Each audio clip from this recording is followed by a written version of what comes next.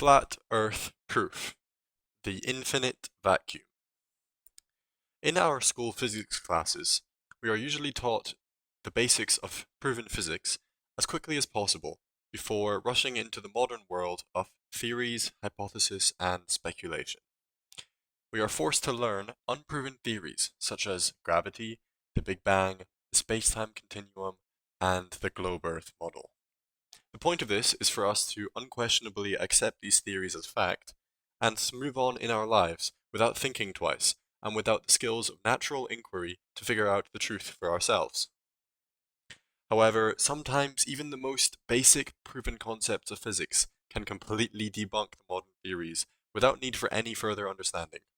This was the case for me when I discovered that the Earth could not possibly be a ball of rock floating in space by only considering the effects of gaseous substances in pressure vacuums. The globe Earth theory suggests that the Earth is a ball of rock, covered by water and then several layers of air, which are arranged in decreasing pressure the further away from the Earth's surface they are. Then, immediately outside the Earth's last layer of air, there lies an empty void of space, stretching in all directions to the ends of the ever-expanding universe.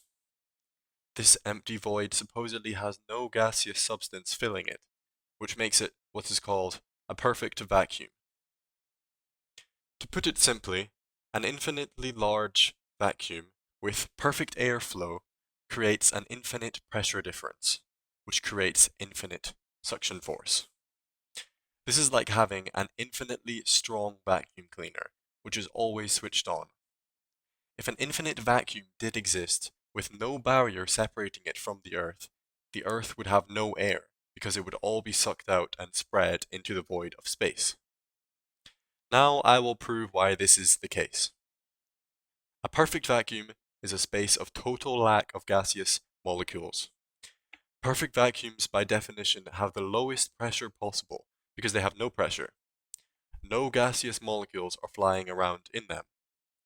Perfect vacuums therefore have the greatest suction power possible, because when a gaseous substance is free to move into a perfect vacuum, it will move with no resistance, because no gas particles are bouncing off of it. The way we measure the suction power of a vacuum cleaner is using its airflow, measured in cubic feet per minute, and the pressure difference it creates. A vacuum chamber with perfect airflow means that air will equalize pressure in the vacuum at the fastest rate possible, and that rate depends on the pressure difference that it can create.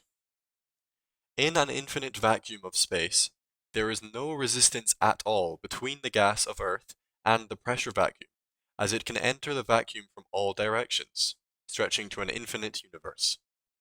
It doesn't have a limited opening, therefore it has perfect airflow. Perfect airflow, combined with a perfect vacuum of infinite size, would create an infinite suction power. This is because volume of airflow can be calculated by the intake area times by the air velocity. If an infinite vacuum surrounds the Earth in all directions, then the intake area is infinite, and thus an infinite airflow creates an infinite suction power. Why is this the case? Think about when you breathe. If you breathe in through your mouth very lightly, your chest doesn't expand very much. But when you breathe in much more forcefully, you inhale air at a much greater speed, and you feel your chest expand much more. This is because your lungs are expanding to create a greater volume, which creates a greater pressure difference. Therefore, you suck air in much faster. Now, imagine if your lungs could expand to an infinite size. How much air do you think you would be able to suck in? An infinite amount, right? That's obvious, because there's no barrier between our lungs and the air outside. This can also be explained in shortened terms by the second law of thermodynamics, which states that total entropy always equalizes over time, meaning gas pressure will equalize between a vacuum chamber and a gas pressure system. There is supposedly no barrier between the air of Earth and the vacuum of infinite space. So why is space not doing anything? But let's dig a little deeper. How would a globe earther respond to this? Globe earthers say The reason that air does not flow into the infinite abyss is because of gravity.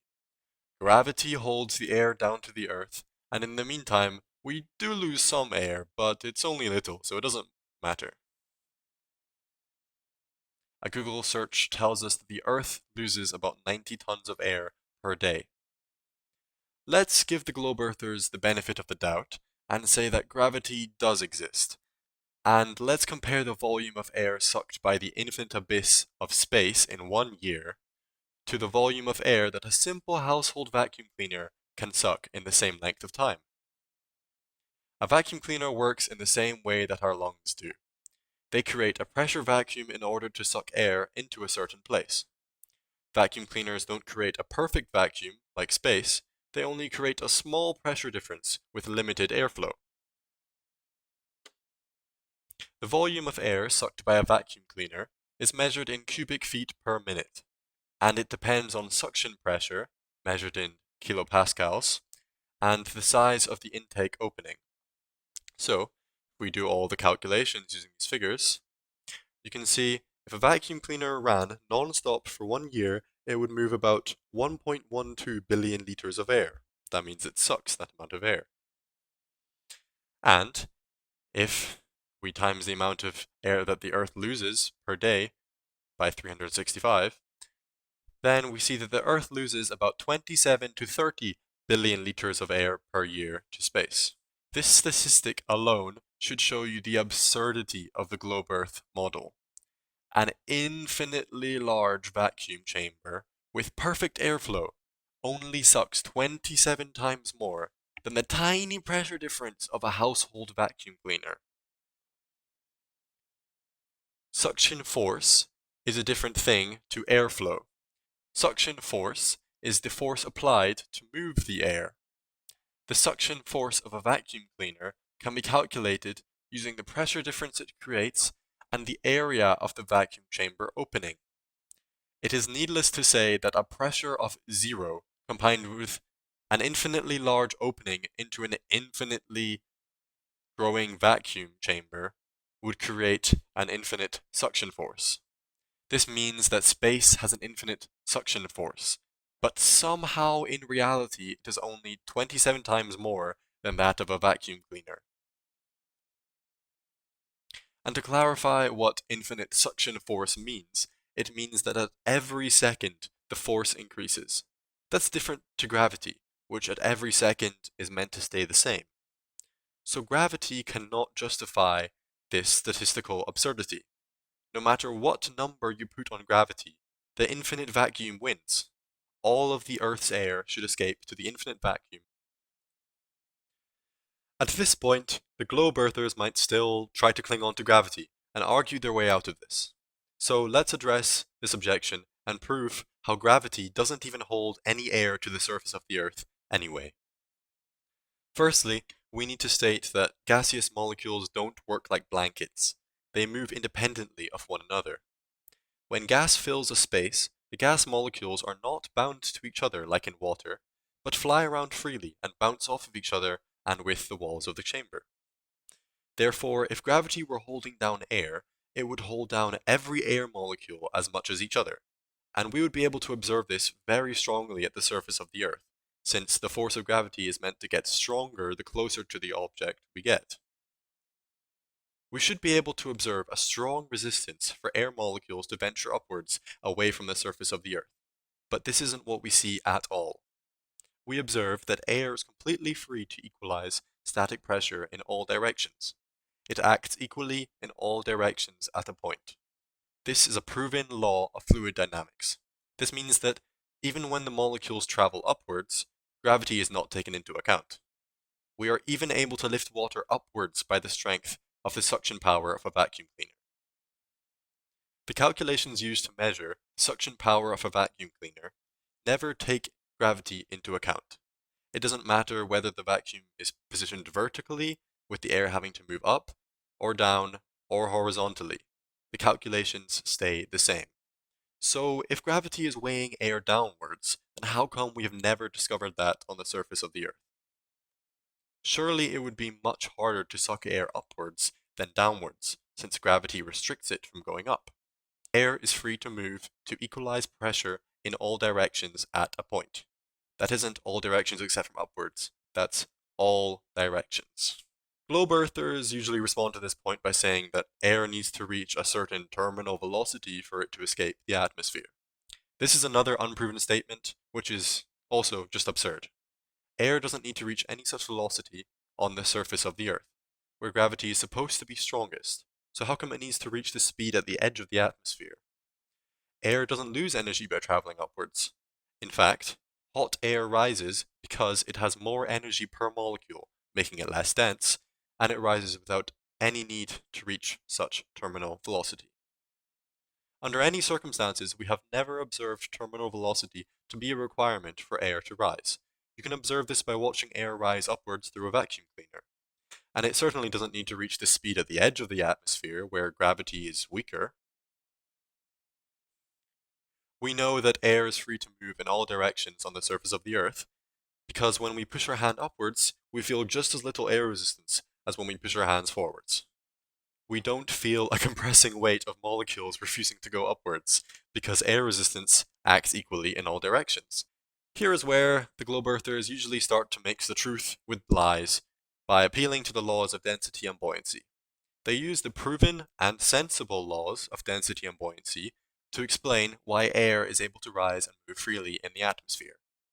But these laws completely contradict both gravity and the globe Earth model. We will go into more detail on this in a moment. Their appeal also only proves that air is able to rise and move freely because of density and buoyancy. It doesn't prove that gravity restricts air from leaving the atmosphere, or that it needs to reach terminal velocity. Other objections. What does the globe earther have left in his arsenal of lies and deceit?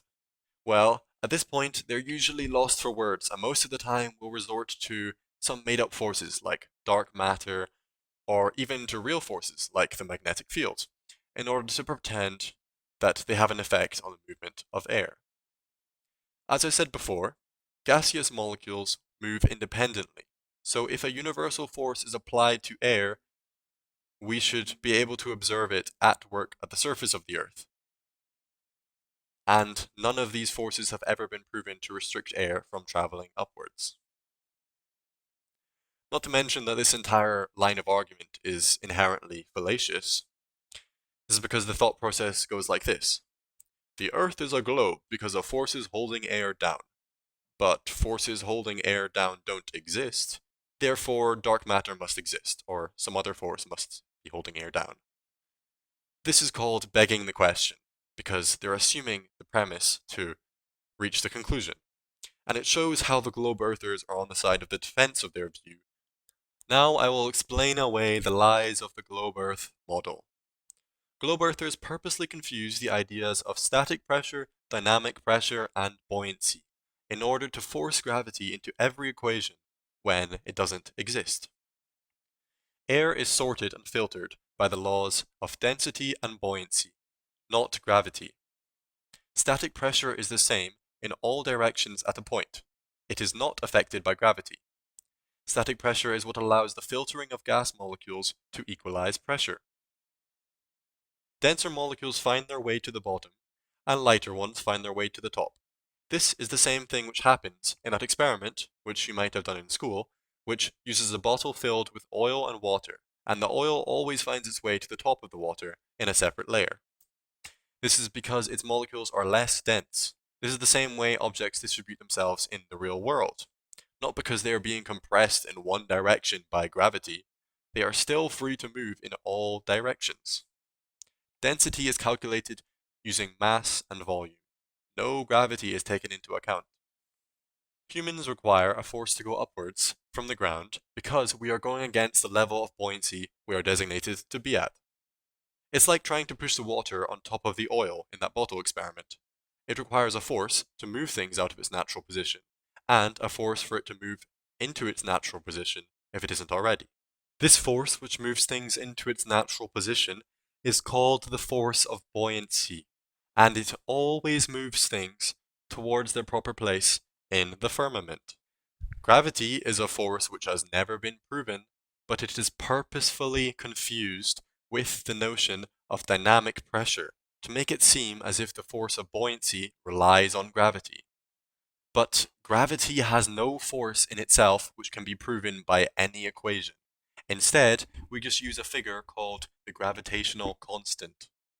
And that gravitational constant is actually just a constant of acceleration due to buoyancy and air resistance. And air resistance is caused by dynamic pressure. So the reason why helium balloons will move upwards is the same reason why rocks will move downwards. It is because of the force of buoyancy moving things towards their proper place in the hierarchy of the firmament. Overall, an infinite airflow, and therefore infinite suction force, cannot beat gravity, and common sense tells us that air isn't being compressed on us, but is always free to move in all directions. And it is arranged because of a simple law of density and buoyancy. God designed the world to exist in order and hierarchy. Denser things tend to their position downwards, and lighter things tend to their position upwards. This is why heaven is above us and hell is below us.